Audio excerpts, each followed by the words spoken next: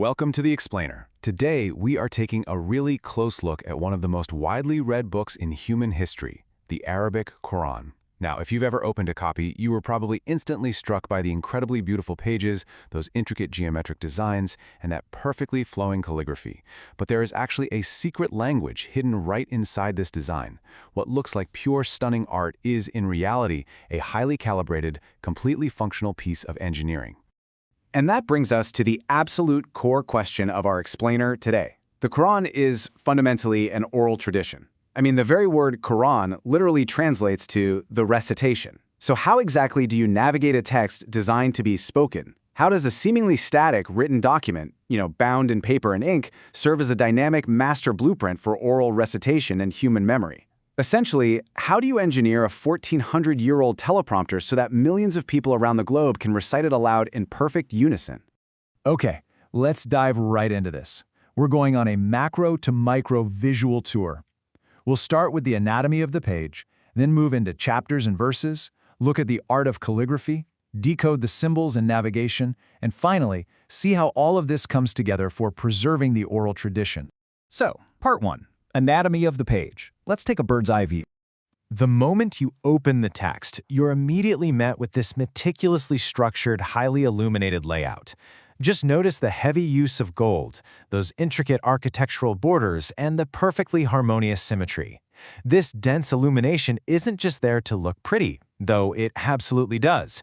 It actually commands your attention and immediately tells your brain, hey, focus up. But here is what's truly amazing about all this. This gorgeous design, it isn't just decorative. Form is entirely married to function here. Every single line, every floral border, every little marginal symbol is a completely deliberate guide engineered specifically for the reader's eye and voice. It's essentially a brilliant visual user interface, one that has been perfected over centuries. Moving on to Part 2, Chapters and Verses. Let's explore these structural divisions. Now, the text is organized using two primary Arabic terms that we really need to define so we're on the same page. First up is the surah, which is essentially a chapter. This is your macro structural division. Then, zooming in, within each surah, you have the ayah. Now, this is typically translated as a verse, but what's beautiful is that the literal translation of ayah in Arabic is actually a sign, and that's your microstructural division. As you flip through the pages, the visual contrast between these two elements is super sharp, and it's entirely intentional. You'll see these striking, heavily artistic chapter headings that immediately give way to this continuous, steady, rhythmic flow of the standard verses. Now, what's really interesting about this is how the banner physically interrupts the text. It acts as a hard visual reset. Inside that beautifully illuminated cartouche, which is usually written in a slightly different, much more rigid script, you'll find the name of the new surah, along with exactly where it was revealed and how many verses it contains. You honestly don't even need to read Arabic to know you've arrived at a major new section. The visual architecture does all the heavy lifting for you. Part 3, the art of calligraphy. Let's talk about the Uthmani script. What you're seeing here is the classic Uthmani script used in these texts. Since Arabic is read from right to left, you can almost feel the graceful, sweeping motion of the calligrapher's pen. The letters stretch out and interconnect, naturally drawing your eye forward across the line. It has a real momentum to it, right? But to read this aloud perfectly, well, that requires a brilliantly designed dual-layer system. And that dual-layer system consists of the base letters and the vocalization marks. The thick, black ink forms the consonant skeleton, basically the foundational shapes of the words. But here's the catch. Arabic can technically be read without vowels, which leaves a lot of room for interpretation.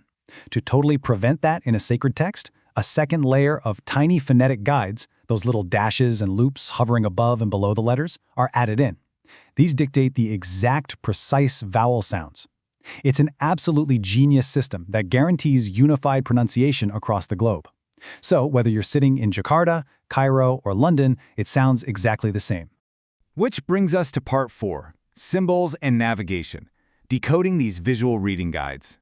Okay, so we are talking about visual navigational tools here. These are the charming little symbols that essentially act as traffic lights and road signs for the reciter's voice.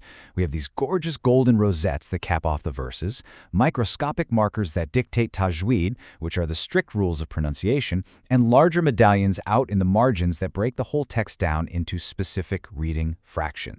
And this brilliantly illustrates exactly what I mean. Zooming right into the text itself, those little golden rosettes you see are essentially the periods at the end of a sentence. And out there in the margins, those intricate medallions aren't just there for decoration. They act as actual milestones, signifying specific fractions of the text so the reader can visually gauge their progress as they go. Now look really closely. Hovering just above the words, you'll see these microscopic letters, like little memes or gems. These are the tajweed markers. Imagine reading a speech and having tiny notations telling you exactly when it's absolutely mandatory to take a breath, when it's forbidden to pause, or when you must seamlessly merge two sounds together. That is exactly what these symbols do. They literally choreograph the breath and the tongue. Finally, Part 5, Preserving the Oral Tradition. Engineered for memory. So everything we've looked at today, the harmonious layout, the distinct chapter banners, the dual-layer calligraphy, the fractional medallions, and those microscopic pause marks, they all serve one absolute master goal.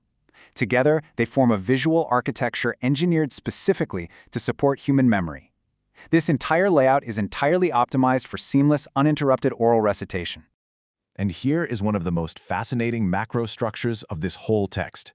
It is mathematically divided into 30 roughly equal parts, known as a juz. Remember those marginal medallions we looked at a minute ago? They actually help track your progress through these exact 30 slices. But why the number 30? Well, because it perfectly maps the visual formatting to a daily rhythmic practice.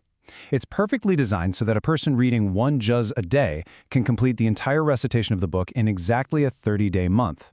This is incredibly prominent during the lunar month of Ramadan, for example, so the physical layout literally paces the oral practice.